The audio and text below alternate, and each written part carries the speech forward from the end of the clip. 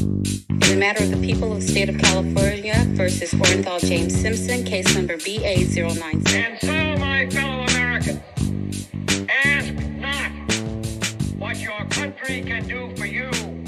Ask what you can do for your country. Okay, we are recording. I'm going to go ahead and kick us off. Welcome to Doomed to Fail, the podcast with now one story about something historical or something true crime, released twice a week about red flaggy relationships, hosted by myself, Fars, and Taylor. Hi, Taylor.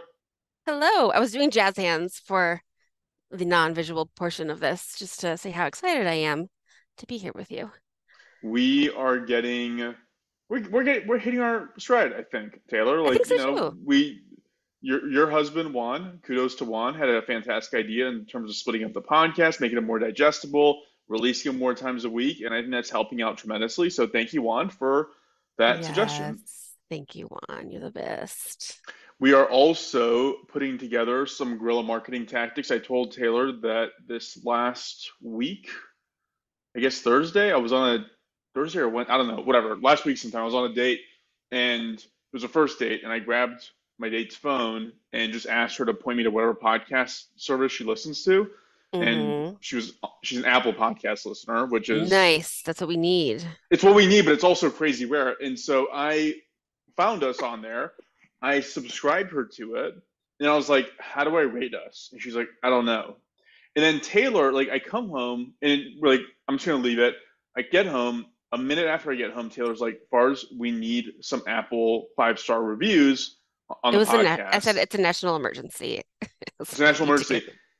And Taylor, I was like, Taylor, I literally just did this on someone's phone, and I could not see how to do the reviews. They don't make it easy. They don't make it easy. You have to scroll to the bottom, and that's where you can see the stars. And so if you have Apple, Steve Jobs. Seriously, even if you don't listen to podcasts on Apple, we would really, really appreciate it if you just review us on there.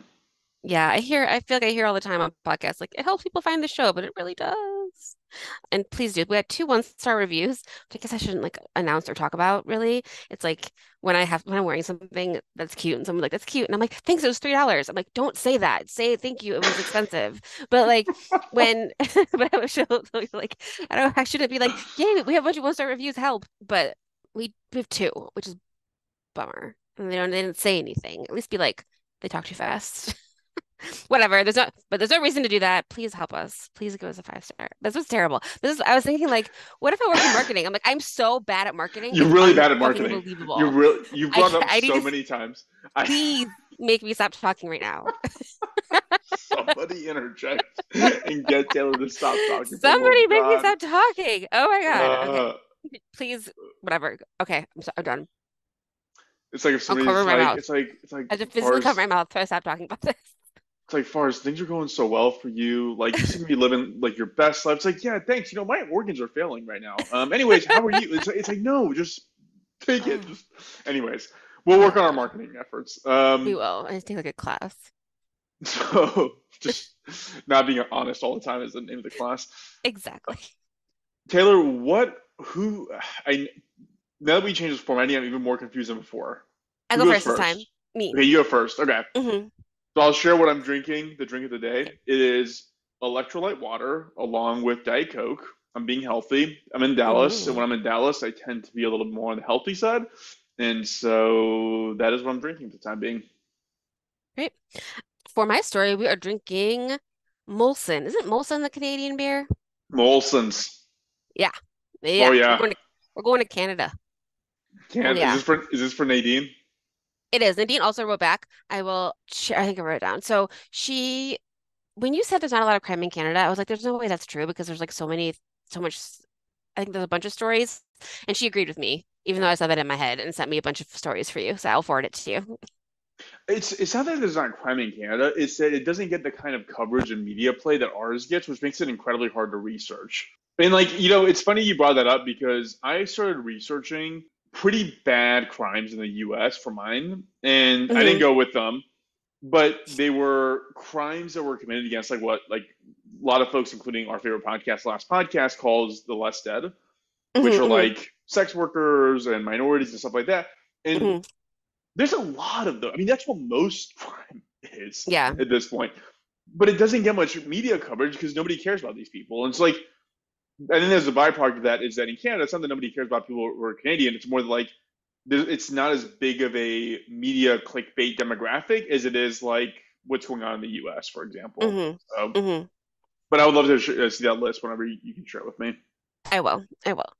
Cool. Well, I have a Canadian story that I thought of when she mentioned Canada, and I know that a long time ago you asked me to tell you a Persian story, and I'll get there. But I just jumped in and found this Canadian I story. don't remember asking that, but I believe you. Okay. I was thinking about something in Canadian history that is terrible, and it's a terrible relationship between a group of people and another group of people. So I'm going to talk about the 1755 expulsion of the Acadians. Have you heard about this? No, no, it sounds like a Okay. cool video game though. It does kind of sound like a video game. My main source is a book called A Great and Noble Scheme, The Tragic Story of the Expulsion of the French Acadians from their American homeland. And let me tell you, it was dry. I was like, oh my God. I don't know why it was so dry, but I just could like I like barely finished it. I finished it this morning. But let's start. So you've been to Canada. Yes. I've never been to Canada. Have you been to Maine? That is not in Canada. Yeah, That's in yeah. America. I I've had not been to actually. Maine either. I've been to Bangor. Oh, okay, cool.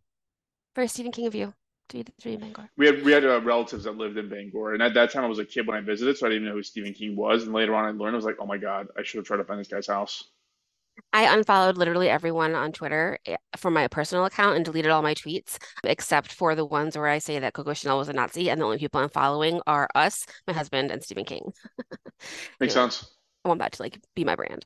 So I've never been up there, but I'm talking, we're in the area that's like Maine and above Maine is like Nova Scotia, New Brunswick, the east coast of Canada is where we are right now. In 1604, the French came to that part of Canada 14 years before the Mayflower. So they were there a lot earlier than the British were, up in that northern part of the continent. And they were farmers and they were fur traders. I feel like my point of reference for a French fur trader are the terrible French guys in The Revenant. Yes, that's exactly what I You was know, thinking.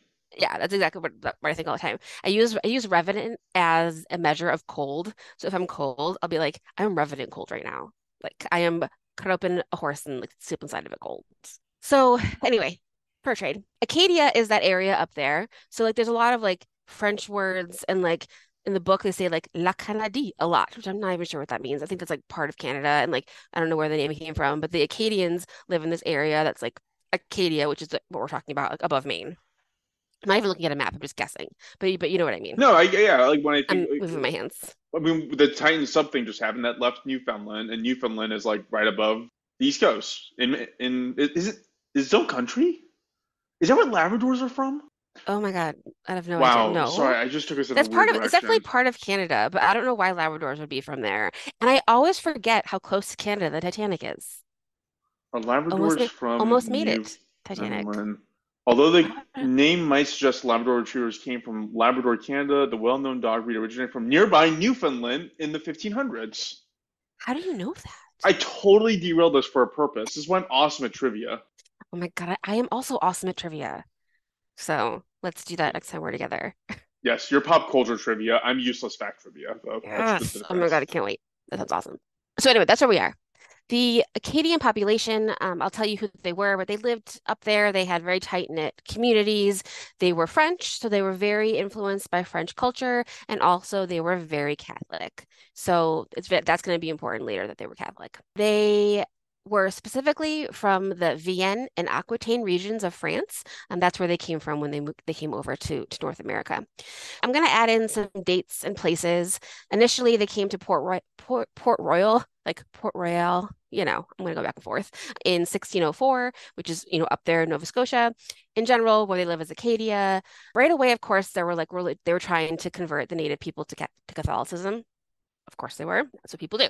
So that was happened immediately. They did try to convert the locals. The local tribe was the Mi'kmaq tribe, and they actually got along relatively well. So there were religious and language barriers. The Mi'kmaq language is like very verb based. So like you can say one word that means like a paragraph, and it was hard to like translate the two together. And what they did when they first got there, which is super fun, is they would just teach each other swear words and like everyone would just laugh. But then people were like, you have to be serious and like, learn French and learn the Mi'kmaq language. So they did that. Of course, also they brought along disease and STDs and all the things that you bring when you come to a new place. But they did keep a lot of their customs. So the Acadians kept a lot of their custom of like going to church and being very Catholic. There is a fair amount of intermarrying between the Acadians and the Mi'kmaq. The first like official marriage, a man named Charles Latour married a Mi'kmaq woman in 1626. So that's like later, but they were like sleeping together before them and having babies, specifically because there weren't any French women for like the first 20 years.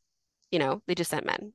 So they have Yikes. to do something. So they would, sleep with the Mi'kmaq women. It wasn't actually a big deal in their culture to have sex before marriage. So they would do that. But when they did want to get married, if they didn't want to marry one of the native women, they had to stop having sex with her for a whole year and live with her family in their like wigwam, and then they could get married. And despite that being crazy, that did happen. People did get married. Like, So who would agree to that? they loved each other for ours. So Gross. So there was some of that. So they were generally like pretty happy. Like I'm sure terrible things happened, but they were pretty happy there. They started to like they were just intermingling with the native people and then like doing their farming and their fur trading. So French families started to arrive in the 1630s, which is a while later. It's like a whole generation later. French families started to arrive. The first European born in Acadia was a boy named Mathieu Martin. He was born in 1636 at Port Royal. So he was the first like actual like fully French baby to be born there, but there were mixed babies all over the place. While this is happening, there are so many wars happening and like other things happening too. This is also when like Jamestown's happening, and a couple people that we've talked about before are going to pop up in this story, kind of just like tangentially. But at one point, a man named where to go, Samuel Argall, comes up to Acadia and like starts to like kind of do stuff there. He's British, but he's the guy who kidnapped Pocahontas and put her on that boat for a Oh, year. okay. So kind of fun that he's involved in this somehow as well. There's some wars in 1640. There's a little civil war for power between New Brunswick and Port Royal, which are really close to each other. That's the Canadians, like the Acadians, like kind of fighting each other, but that gets worked out. But while this is happening, there's so many wars happening between the Indians and the French and the British and the French and the British and the Indians and the Spanish and everything happening in the American side. And there's a shit ton of wars happening in Europe too. So France doesn't always have the money or the time to support their colony up in Canada, you know? Makes sense. Over the next 100 years or so, I'll name some wars that were going on. The British obviously are also involved in like the slave trade and colonization, and they're just like doing a bunch of shit in North America for the first time. But first came the Puritans. So we talked about them coming over on the Mayflower or whatever. And I've mentioned this before, is that the Puritans, they had to leave England because they were boring and everybody hated them, Yeah. which is like where we get our culture from. These boring ass nerds who were not very nice. So the Puritans were not interested in assimilating with the natives like the Acadians were. So instead of being like, how can we work together? Not that it was beautiful, whatever. How can we work together and like teach me how to farm this land? They were like, no, we just want you to like be a Puritan and then like that's it. So that's why a lot of people starved to death. Oh, You know, God. Yeah. Jamestown, people starved to death. A lot of these like original colonies, people starved Roanoke. to death. Yeah. Even in Acadia, people starved to death. People left. People, like they did it probably in Roanoke. They were starving to death, so they left, you know? That's the most likely outcome of what Yeah. happened to those guys. Yep. Yeah. The Puritans, didn't want to mix, didn't want to be friends. They weren't interested in it. The Acadians were. They were like, we'll marry anyone. We just need to have more people. They were like, we understand that this is not going to work if we don't have a lot of people. And we need to get people and we need to have more women. Like there just like weren't enough people. So that's when they started to like intermarry with the Mi'kmaq and other, I think probably other tribes. There's a lot of fighting with the Puritans and with the British kind of immediately. They want to come and like, take their towns away, take their crops. The British, like more British people come are starting all these fights, all these like little wars. They kind of see them as backwards people, the Acadians, because they're living with the customs of France from like 50 years ago because they never learn the new customs, the new cultures. So like wearing old-timey clothes and have wooden shoes. And like so they Yeah. just kind of like make fun of them and they like don't know really who these people are. if that makes sense. Another thing about the British is that they fucking hate the Catholics. They like hate them. I think it goes back and forth. At this point, they're Protestant. They hate the Catholics as well. And so they just like want to get rid of them and they want to like take over the whole coast and have it all be Protestant. They literally are like, my Jesus is better than your Jesus. I know it's so stupid. So stupid. It's like, oh my God, you both believe in Jesus. Just like, why kill people for Go this? swim in a creek and have a beer. Like why? For real. There was beer. That they were making beer. They were trying to the French were a little disappointed they couldn't grow wine in that part of Canada, but you know, Yeah. there was booze. Yeah, calm down. Honestly, is a thing. So also, do you know what Nova Scotia means? I bet you do. New Scotland. Yes, I didn't know that. I didn't know that either. You made me you forced me to think, which is not my natural state, and my Great job. brain connected patterns. So yeah, the Scottish are coming over as well. Everyone's coming over. Everyone wants a piece of this pie. And there's a lot of plundering. Somehow in this story, also another person that we've heard from before, Cotton Mather, is involved. Remember Cotton Mather? Nice. Yeah. Cool name. Yeah, he's a delight. Cotton and his dad's name's Increase. Remember? Those are my two favorites. Yeah, that's They're right. such good names. Such good names. So Cotton Mather's, around as well, and he's crazy. So he's there too. But let me tell you about some of these wars, because there are a lot of wars going on. There's King Philip's War from 1675 to 1676. So that's like a year. But King Philip, I don't know. I assume that was a European king. It's not. It's a native king, a Wampanoag king named Philip, and that was against some New England tribes and New England colonists and their Indian allies. They're just like fighting there. There's a War of Spanish Succession, which happens in 1701 to 1715. So there's one in Europe that takes France's attention away. They're also like doing stuff in the colonies, and they're trying to rule via boat, which seems Yeah. impossible. So like they'll send a letter and be like, yeah, definitely burn down that town. And then they'll change their mind a week later, send that letter. But by the time the person gets that letter, the It's already town's been burned burned to down. the ground. Yeah. Yeah. Like you can't, I don't know how we expect to control people that way. So there are four French and Indian wars up in this area during this time. There's 1688 to 1697. There's King William's War. Then there's Queen Anne's War in 1702 to 1713. Then there's King George's War from 1744 to 1748. Then there's the French and Indian War, which is also called the Seven Years' War from 1754 to 1763. So there's just like, this area is just crazy, you know? And at this time, America's been discovered. United States does not exist yet, right? Correct. Okay. Correct. Yeah. And so we're about to have the Revolutionary War in, 10 years after this, after the last French and Indian War. And I keep saying the British, but like they're also the Americans because they're turning into Americans. Right. So Right. I can't be like, oh, the British, it's the British. I'm like, it's the British because in the way that like we were the British before we were the Well, Americans. yeah, same with the Puritans, right? Like Yeah. those were just different British people. Yeah, exactly. Exactly. So I wrote The American Revolutionary War coming soon to a coast near you. So coming soon. And in the meantime, the Acadians are just trying to live. They're trying to live in their area and like not fight with everyone, but there's so much going on. And the British keep saying, you have to pledge yourself to Britain. Like you have to. You have to leave Catholicism, leave France. So you're going to be a Protestant and you're going to and you're going to like whatever for the king. And they're like, no, we just want to be French and live our lives. We just want to like speak French and farm, and we don't want to do any of this. They try to make some treaties in French, but the British are like, we don't speak French. Everybody's mad at each other, which is a very American thing to do, to be like, I'm not learning your language. Fuck you. That is So, very American. so of course they do that. They're like, okay, well, we'll sign this paper for you, whatever, like ceremonially, but we'll never take arms against the French. Like we don't want to fight against the French. And the British are like, no, we might need you to fight. So a lot of back and forth. And it's worth also noting that like the Acadians, their life is pretty beautiful. Like I'm sure there are like gender things that are bad, and I'm sure that they, weren't nice to everyone, but they have big orchards and they have like, the women cook, the men hunt, like they're living like a pretty like idyllic country life. Like, that's where they came from in Yeah. France. They came from a place of they're like rustic folk and they like it and they're having a good time. But it is not going to be forever, their time, because now it I is keep 1755. I keep picturing like the opening scene in Inglourious Bastards where like that French family was just living this idyllic life and then all of a sudden everything goes to hell in a handbasket. Exactly.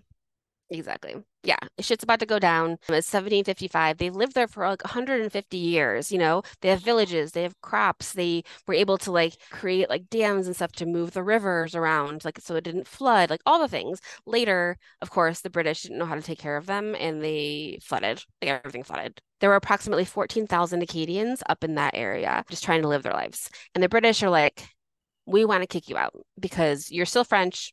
We don't want you here anymore. You have to leave. Specifically, a governor named Charles Lawrence. He came in and was like, I want them out. So he issued an order known as the Expulsion of the Acadians or the Great Upheaval, which is pretty on the nose for what you're going to do. And he aimed to depart them from their homeland, saying that they were a threat to British interests. So technically, they're prisoners of war. He like kind of captures them and has them all move. He doesn't want them together anymore because together they can like defend themselves. Yeah. So try to separate them. But they send them to the American colonies. They just disperse them kind of all over. Of the 14,000 people, 11,000 were deported in a terrible way. The first expulsion happened on August 10th, 1755, in the Bay of Fundy, where they ordered people to just kind of like be like corralled onto boats. And they didn't say this, but like they're probably slave ships because the conditions on the boats were like you couldn't move. You know, you couldn't Yeah. breathe. You know, like just like terrible. A ton of people died on the boats. They died of sicknesses, they died of starvation. Two of the boats never even made it anywhere. They just had like hundreds of people on the boat and no one knows what happened. It just Wouldn't any sank. cargo ship be a slave ship though? Yeah, that's true. Yeah, And it's not a passenger ship was used as a slave ship. exactly. It's not the Titanic with its nice stuff. I don't think any trip was very nice. Yeah. Yeah, You know, it was all hell.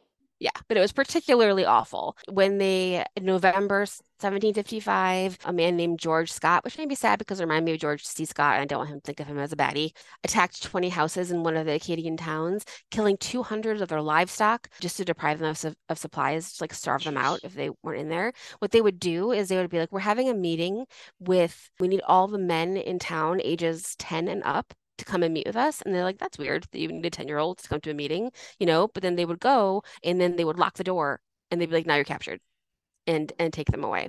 And so because of this, so many families were separated. So the men would just be taken away in the middle of the night and the women wouldn't even know where they went or like what to do. So a lot of them were just starving and died like in their homes. And then a lot of their homes were burned down and a lot of their livestock was killed. And like they just wanted them out of there so bad.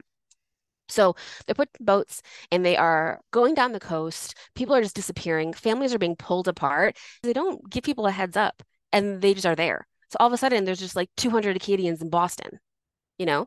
Yeah. And they're like, what are we supposed to do with them? So they rely on charity. They rely on like the churches, but the churches don't really want them because they're Catholic. But they're like, we have to help these people. So people are like sleeping outside in Boston in the snow because they have no money. They have nowhere to go. People won't give them jobs. And they don't have any stuff. They just had to like leave and to dump them there, you know? One thing they would do, which is terrible, is they would take the children away to be servants in other people's houses because then the children at least had like a place to stay. But they would Yeah. like basically steal them. So they're prisoners of war, but they won't swear allegiance to the British king. They're like, that doesn't make any sense. You just did this to us. Like, why would we want to become like one of your subjects? Some of them get sent back to England, to France, back to Europe. They come back, they go back and forth, but like they're all separated from their families. They don't know where anybody is. Some of them go back to Canada, to the place to Acadia where they're from, but their lands have been stolen. So they have to work the lands that like used to be their family lands for like hundreds of years Right. to like have a job because they know how to do it. So it's super sad. And all they keep saying, all we want is to like be left alone and be with our families again. They're like, you can keep our stuff. You already took our stuff. We just want our families back. We want to be able to go and like live our own lives somewhere. And eventually the British are like, okay, this is exhausting. Like, we don't know what to do with you. Like, no one wants you around, like just because of like prejudice. And because like they're mixed, some of them are mixed, some of them, most all of them are French, all of them are Catholic. So in 1764, so 9 years after it started, the British government passed a law to permit them to return to British territories in small groups. So they can't all be together, but they can at least try to like find their families and be with their families and be in small groups. Some of them went back to Canada. Today, there are still Acadians that live in eastern New Brunswick, Prince Edward Island, Nova Scotia, Quebec, northern Maine, like where they were in the beginning before they get there. Some of them went to other parts of the US, and a big chunk of them ended up in Spanish Louisiana. And eventually, the French word Acadian became the word Cadian, which later turned into the word Cajun. That's where the Cajun people are from, is in Uh, Canada. wait, so is that Yeah. why Louisiana has such a French influence? Yep. Interesting. Okay, I didn't know that. hmm Yeah. Right now in our time, there's less and less people in Louisiana who speak French, but there are people in the government like trying to get like French back in schools and things like that because it's part of their ancestry. A lot of them come, from the Acadian French people. In 1847, the poet Henry Wadsworth Longfellow wrote an epic poem called Evangeline about a woman who was taken from Acadia and separated from her family, from her lover, and eventually finds him, and then they both die, and it's super sad. An epic poem is really hard for me to read because I just like literally can't. But I do have this poem randomly because I have this book. I'm holding it for you called Longfellow's Illustrated Poems that I bought at the library. Love the library book sale. I mean, look at this. It's like super old. Like this is what these. I'm going to show it to you, but I'll put a thing in it. But it's like old. The writing is really small. I'm like, I can't read this poem, but it's illustrated. But I bought it because in the inside of it, it's inscribed. Well, it has these cool 1920 stickers on it, and it says to Florence Duffelmeyer from Mrs. Renee Spencer, September 24th, 1922. So 100 years ago, this was given to a little girl named Florence, Aw. which is super cool. Yeah, you So had that's to why buy I that have book. I had to write this book. So the Evangeline is in here, and it really brought the story of what happened to the Acadians to more people because apparently people had the patience to read an epic poem in We in used to be smarter. 1847. We used to be smarter. We used to read. Literally do not. But I am going to read you some of it Yeah, go for it. over here. This is the opening stanza, which is very popular, apparently. I don't even know if stanza is the right word, but it's a couple paragraphs. Ready? Yep. This is the forest primeval, the murmuring pines and the hemlocks, bearded with moss and in garments green, indistinct in twilight, stand like druids of eld with voices sad and prophetic. Stand the harper's hoar with beards that rest on their bosoms. Loud from its rocky caverns, the deep voiced neighboring ocean speaks, and in accents disconsolate answers the wail of the forest. This is a forest primeval, but where are the hearts that beneath it leap like a roe when he hears in the woodland the voice of the huntsman? Where is a thatch-roofed village, the home of the Acadian farmers, men whose lives glided on like rivers that water the woodlands, darkened by shadow of earth, but reflecting an image of heaven?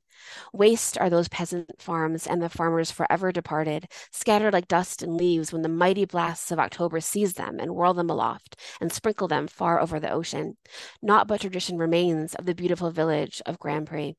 Ye who believe in affection that hopes and endures and is patient, ye who believe in the beauty and strength of woman's devotion, list to the mournful tradition still sung by the pines of the forest, list to the tale of love in Acadia, home of the happy. So Oh, it's a sad tale of a beautiful place that was ruined and all the people's taken away. I also texted last night, just as like one more fun thing, Forrest, who is my brother Kincaid's boyfriend, and he's from Louisiana. So I texted him like really late at night and I was like, hey, I'm going to talk about the Acadians tomorrow. Anything I should mention? And he said, are you going to talk about Evangeline? And I was like, yes. And he said he's from Evangeline Parish in Louisiana. They named their turtle Evangeline, which is funny. oh wow. And he said it's a fundamental story for the Cajuns, and his family has been writing letters to Canadian relatives since the 1600s. No So way. they've still been like keeping in touch with people in Canada who they all came from the same original group of Acadians from France. That's really interesting. You know what's Yeah. funny is whenever you first started the story, I immediately recollected like probably a 10-year-old thought, which was when we were at our last company hmm and we started expanding into the Canadian market, hmm the people in Quebec and French-speaking Canada were very much up in arms about why, even though they speak English as well, why wouldn't translate everything on our back end to not just French, but Quebecois or hmm hmm Francophone. hmm Hmm. And I remember having these discussions with somebody there, and they were incensed that anybody would not consider their language so sufficiently important as equal to English, and Hmm. how incredibly enraging it was to talk to somebody with that mentality. That would be like me saying, like, look, I know that there's 7 people in Iran who can buy this product, but if you don't translate it into Farsi, then I can't be a part of this at all. It was Yeah. just, and then it would also remind me of the Rock Terrio story, which was, you know, Rock Terrio obviously being French Canadian, and how because of how much prejudice existed towards French Canadians, Hmm. anybody that was kind of like in the people services sector were like so hands off and like, no, we just don't understand his rustic ways. Never mind that he's beating women to death with like broom handles. Like Right. it was like, oh, that's just the way it is. He's just a rustic old Frenchman. It was like, which also is its own prejudice to think that like that's what a normal person would do. It I is. don't It is. know. I think I guess I don't I will probably talk about Canada again, in the future, but I definitely don't 100% understand how like they're British and French. Like, I think it's this because like the British ended up taking over, but like they were British subjects until like 1980s, which I learned in Super Yeah, Troopers too. So, I don't know. it's interesting. Mm. That was my very first thought, was just like, what's the right way to say it? It was a unique variation of white privilege that has been absent in my life and Hmm. only been experienced dealing with French Canadians. Hmm, interesting. Remember my Uncle Dale? It was the best. The last time I saw him before he passed away, he drove me to the airport in Chicago and he told me that he got in trouble at work because he kept calling the Canadian team the fucking Canadians. And they were like, Dale, you have to stop saying that. Oh my God. We're gonna get in So trouble. funny. This is gonna Oh, be a get in trouble Nadine, we love you. podcast. No, we love it. We love Canada, our Canadian friends. Lots of fun stories up there. So yeah, this is crazy. I didn't know that, and I'm excited. I was excited when I first heard the story that they became the Cajuns. I think that's super interesting. That is That interesting. culture is like from there. Yeah, that's really So cool. I never even dug into that. Which, I mean, there's so yeah, many things like that where you never dig into it. Like, why do people are this way in this part of the country? Like, I don't know. yeah, And I never considered that for Louisiana. But that was cool. That was really cool. yeah. You should do this. You should go to well, go to Canada because Canada's pretty on its own. But if you don't want to go to Canada, Epcot has a beer and wine festival, Hmm. and there. Have you been to Epcot before? I have, but I was like 8. But yes. So Epcot, well, you would not have appreciated it, but Epcot has a beer and wine festival. It's expensive, right? It's like probably $200 a person because you basically eat through every single country That sounds in awesome. Epcot. Hmm. And their Canadian section was probably the coolest and most fun. But Canada itself was pretty, but Disney also was a pretty good Epcot. I mean, I Pretty would good Disney 100% rather go to Canada than Florida. So Your you know hatred how I towards feel. Florida. And I saw this TikTok the other day of like these dudes in Venice, Italy, and one guy was like, they literally have this at Epcot. And his friends were like, this is the real one. And he's like, but they have this at Epcot. It's so Have you funny. seen have you seen the Eiffel Tower in Vegas? It Seems has like way it. better lights than the actual Eiffel Tower. Oh God, Oh this my is God, it's why so I'm so funny. uncultured. Okay, I love it. so Taylor, thanks for sharing. You want to share some emails or anything? I do. I have one thing to say to tell you that I forgot to mention last week is we talked a couple weeks ago about the Ford Edsel, and my grandpa had one, so I wanted to tell you a little bit about it. So my grandpa Finch, my mom's dad, is like a very. I should show you his photo sometime. He's the 50s guy. He had like the tortoiseshell glasses. He had the little pompadour thing. He wore a suit. He was a door-to-door salesman. Like he is the whole thing. He was in the Navy during World War II. His dad killed himself because he lost all of his money in the Depression, like in the like Jeez. stock market crash. I mean, I don't know if he really died by suicide, but he like got really sick and like I don't know, maybe he did or didn't, but whatever. So it's a very American story. That side of my family, like they got here really, really early. There's like a bar that my aunt and uncle actually just went to in like Virginia that like they used to like own, and where like one of the Finches died at Gettysburg on the wrong side of Gettysburg,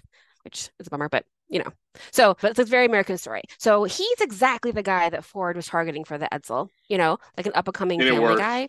And it worked. So, and he loved cars. He could like, fix his own car and like, did all of that. So I asked my Aunt Kathy, to about it because she was old. She was the oldest because she'd remember the most. And she said that Grandpa Finch had two Edsels.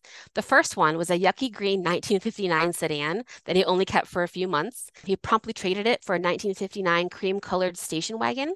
And all six of them in their family, four kids, two adults, took a road trip to Montana to see family. They had a great time there. There was an earthquake in at Yellowstone Park during that time, and which was cool. And I was like, this time they were there in their Edsel, their very 50s family. She also remembers that it had no air conditioning and no power steering.